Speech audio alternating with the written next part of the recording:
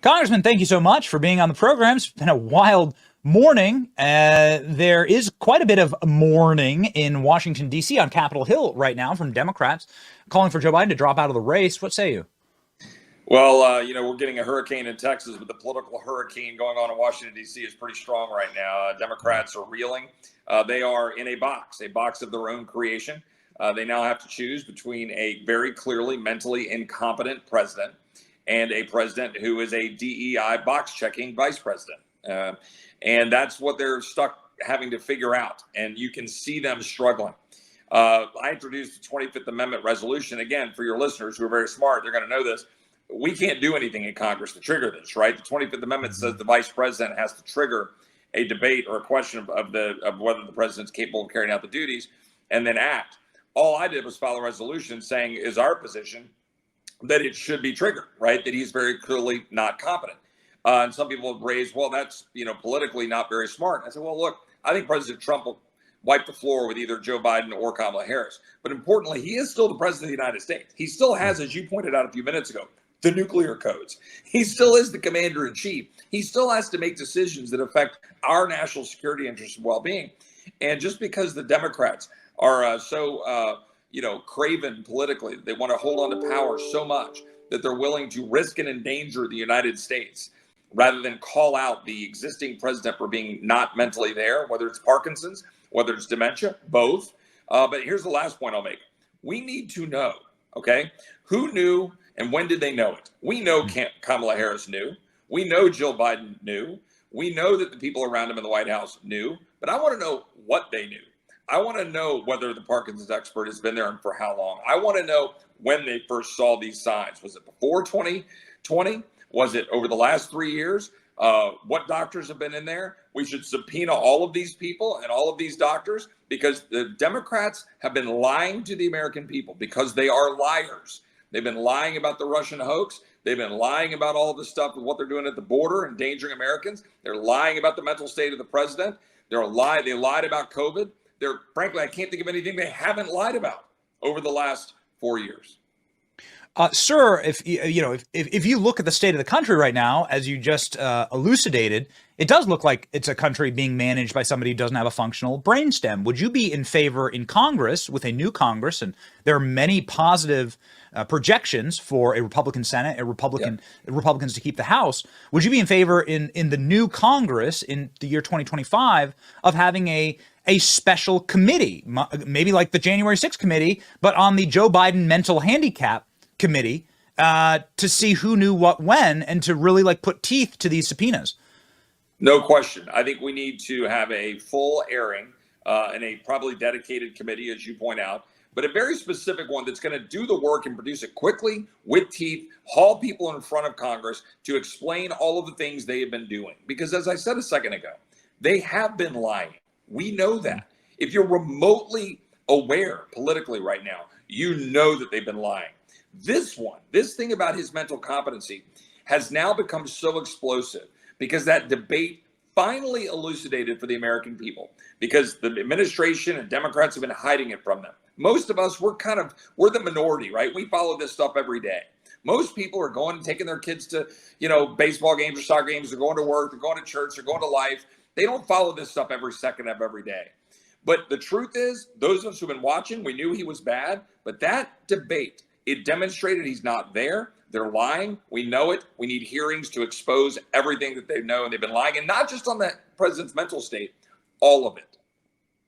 So we've been watching some pretty devastating updates from around the world as to what happens when you have unlimited immigration, illegal immigration into your nation. And the Republicans in the House, very much at your urging and with your energy placed directly behind this, SAVE Act is attempting to, better late than never, I guess, but attempting to say you should only be allowed to vote if you are an American citizen.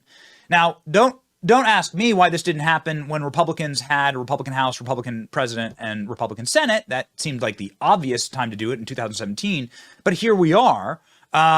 Is this going to pass?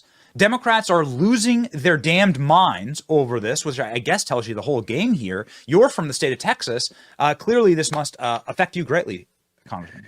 Yeah, Benny, that's exactly right. I mean, and again, Democrats are giving up the game in their violent opposition to the SAVE Act. It's a bill that I introduced, I don't know, a couple months ago with the full support of the Speaker of the House, Mike Johnson, along with my friend Mike Lee over the Senate. We now have 104 co-sponsors in the House. I think there's something like 17 or 18 co-sponsors in the Senate. I mean, you could ask the question why all Republicans aren't co-sponsoring it, but we will have a vote on it this week. I believe it will be universally supported by Republicans. It's a very straightforward bill that says that you must provide proof of citizenship, documentary proof of citizenship, to register to vote in this country. We have a few safety valves allowing people to be able, if they show up, to cast a provisional ballot. If they showed up without the appropriate forms, then they got to come back and show it. So we're trying to make sure we're not going to step on any American citizens' right to vote when they show up. But at the end of the day, we need to do this. Now, for everybody listening out there, they're wondering, why wasn't this done before? Good question. Congress in 2017 wasn't very competent. But go farther back. The real issue is it's already illegal, right? There's already a law since 1996 that says you'd be criminally punished if you're, voting or helping somebody vote who's a non-citizen. The issue is that the way the courts have interpreted the law, they actually prevent states from being able to force and ensure that they know that only citizens are voting. So Arizona, for example, has two different systems. They check and register people, and they check their citizenship for state and local elections, but for federal elections, they don't, because the federal government is saying you can't. So it's even worse. So we're going to fix that, but we're going to go a step further. We're going to require all states to check for federal elections, not state and local, because I don't think we have the power there. But we do constitutionally have the power to say for federal elections, you must demonstrate that you're a citizen. And that one I think will be an important safeguard, and we should pass it. And everybody said, well, what, you know that the Senate won't pass it or Joe Biden won't sign it. Well, that's okay. Let's make it a political issue. And then when we're elected in November, let's show up in January and do our dang job. Let's pass it, and let's get President Trump to sign it and safeguard our elections. France is a disaster. The UK is a disaster. You've got Muslims flowing into those countries, migrants flowing into those countries. We've got to avoid all of that. So you have some pretty powerful allies in this. Elon Musk has been tweeting about this weekend, saying because they want to cheat, saying that it's effectively traitorous to have non-citizens voting in an election. And it just boggles the mind. We looked through this Arizona lawsuit from the DOJ. Yep. And the DOJ sued Arizona, saying that if you ask people if they're citizens to vote in a federal election, and I'm glad you brought that up, this is in a DOJ filing, and the DOJ won, by the way, that violates their civil rights, which is untenable if people actually began to learn about how corrupt that system is and how you can have all of the safeguards you want if you let 30, 40, who knows how many million people who aren't American citizens vote in your election. You don't have I don't know what that's called. It's definitely not a democracy. Yeah, what you're seeing right now is the confluence of a number of different forces that are finally coming to a moment where we better act now or we're going to lose it. Historically, there was enough common sense in this country that as liberal or as crazy as some people were, people generally agreed, yeah, we should make sure that only citizens vote. A lot of fraud, a lot of people that would abuse that system, a lot of people here illegally that people would try to register to vote. And so over time, you've seen now jurisdictions like DC, we had to vote on that a couple of months ago, San Francisco, Oakland, New York, other jurisdictions that are actually now affirmatively trying to register people to vote who are here either illegally or certainly are non-citizens, getting them to register to vote in state and local elections. But they wink and they go, oh no, but trust us, we know it's already illegal federally to register people for federal elections. Well, that's all garbage, right? Virginia had to clean off their rolls last year, found 1,500 people. We've seen numerous reports where there have been impacts on elections. Al Franken notoriously won a very narrow election, and there were very clearly people who voted who were non-citizens in that election that may well have turned that election for Al Franken. It matters. So we put this forward, and then to combat what you're just talking about, where you've got these ridiculous rulings by the court as well as laws that aren't clear, we should speak with a very clear voice. This bill does that. So hopefully we'll pass it out of the House at least this week. Something that's always made my skin crawl and left me a little on edge given this current news cycle is the very low IQ, very glassy eyed, mouth breathing insistence by Joe Biden that he will win, right? In spite of all the data, in spite of everything, I will win. Almost as though they have something already wired, and based on that kind of creepy confidence, like that strange confidence, very like Katie Hobbs versus Carrie Lake confidence in Arizona, where it's like we already have the system wired. While we're live right now, the White House has just come out and said and come out against your bill. This just happened. Executive Office of the President, Statement of Administration Policy against the SAVE Act. Chip Roy, you are listed right at the very top here. Administration strongly opposes the SAVE Act. It's already illegal for non-citizens to vote in federal elections. Federal crimes punishable by prison and fines. Now, the alleged justification for this bill is easily disproven falsehoods. Additionally, making false claims of citizenship is unlawful. So this looks like something written directly by Merrick Garland's civil rights division at the DOJ. The president has been clear he'll continue to fight to protect Americans' sacred right to vote in free, fair elections by opposing your act to make sure that only Americans vote in elections. What say you, Congressman? Well, I'm honored. I'm honored to be in the crosshairs of the White House, a White House which is very clearly in opposition to the well-being of most Americans, right, as evidenced by their open borders and the death of Laken Riley and a bunch of Texans. This administration is not interested in safeguarding the American people's right to vote. They're not interested in safeguarding anything about, our safety and well-being. This is about political power. Nothing more, nothing less. That's what it's about for them.